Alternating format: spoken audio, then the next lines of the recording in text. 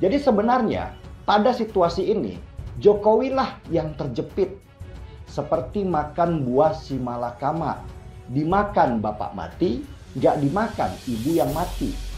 Apalagi Jokowi mungkin saja dapat laporan terbaru bahwa kondisi Prabowo sekarang sedang fit-fitnya dan tidak mungkin akan digantikan dalam waktu 2 tahun. Jadi buat Jokowi sekarang bukan hanya Megawati saja yang berbahaya, tetapi juga Prabowo. Penguasa Konoha makin parah. Denny Siregar akan dipenjarakan? Gak dukung Pak Lurah lagi? Kasus lama diusut? Ngeri. Melakukan upaya hukum terhadap Denny Siregar berkaitan cuitan dan videonya yang menurut pandangan kami di situ mengandung ujaran kebencian. Pernyataan yang mana Pak yang dilaporkan? Ada beberapa, misalnya kayak dia bilang saya teroris, kemudian ada beberapa lagi cuitannya yang mengarah kepada penyerangan terhadap diri saya. Misalnya kayak dia bilang Noel atau gue yang ditangkap gitu. Tapi ternyata netizen memilih Denny Siregar ditangkap. Sudah sepakat hasil musyawarah karena objek lokus dan yang dituduhnya ada di Kota Tasikmalaya, sehingga kami secepatnya berharap saudara Denny Siregar dan antek-anteknya sesuai dengan data yang ada dalam laporan kami bisa dipanggil oleh Polres Kota Tasikmalaya dan diproses hukum di sini. Indonesia tanah air beta pusaka abadi nan jaya. Saat ini beredar kabar kasus lama Denny Siregar yang menyebut santri calon pengacau akan segera diproses secara hukum.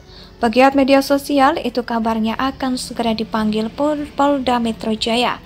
Salah satu sumber yang tidak mau disebutkan namanya itu mengatakan pemanggilan Polda Metro Jaya terhadap Denny Siregar adalah sebagai jawaban orang yang selama ini melindungi dirinya. Sudah melepas Denny, sudah dilepas karena sudah tidak tegak lurus pada Jokowi. Menurut sumber itu, aparat penegak hukum ingin menunjukkan sikapnya yang tidak melindungi siapapun terhadap orang-orang yang diduga melanggar hukum. Sumber itu juga mengatakan kasus Denny yang pernah dilaporkan Jokowi Mania atau Joman, Immanuel Ebenezer juga akan segera ditindaklanjuti aparat kepolisian. Kasus ini masuk ke polisi pada Juli 2020. Saat itu Denny Siregar dilaporkan buntut sebuah unggahan di akun Facebook pribadinya. Unggahan tersebut menampilkan foto santri cilik dari sebuah pondok pesantren yang membawa bendera tauhid warna hitam dan putih. Selain itu, dalam unggahannya Denny Siregar turut menuliskan keterangan, "Adik-adikku calon teroris yang abang sayang buntutnya."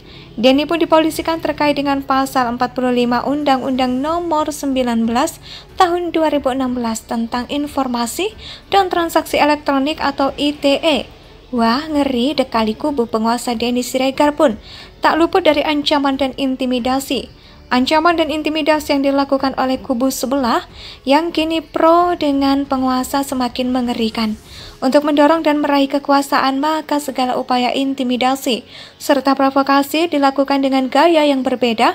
Status-status media sosial pun menjadi sasaran tembak kubus sebelah dan para koleganya. Jika semua tindakan intimidasi serta ancaman penguasa dan kubu capres sebelah tidak segera disikapi dengan tegas, berani, dan benar, maka akan menimbulkan ketakutan akut bagi warga negara Indonesia. Jika ketakutan sudah melanda, maka fokus bekerja akan berkurang dan produktivitas akan menurun. Akibat dari menurunnya produktivitas, maka akan terjadi kegoncangan ekonomi dan kemudian timbullah berbagai kerusuhan-kerusuhan di semua daerah. Jika sudah terjadi demikian, maka sangat mudah menyerang demokrasi dan keutuhan bangsa. Setelah itu akan dimanfaatkan oleh kubu sebelah untuk duduk di kursi pemerintahan.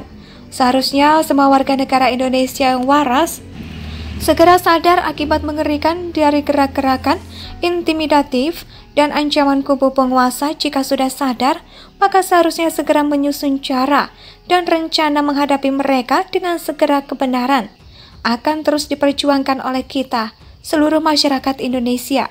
Orang tua dan anak muda yang waras intimidasi harus segera dihentikan.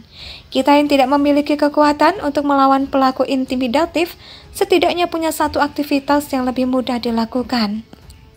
Saat ini beredar kabar kasus lama Denny Siregar yang menyebut santri calon pengacau akan segera diproses secara hukum.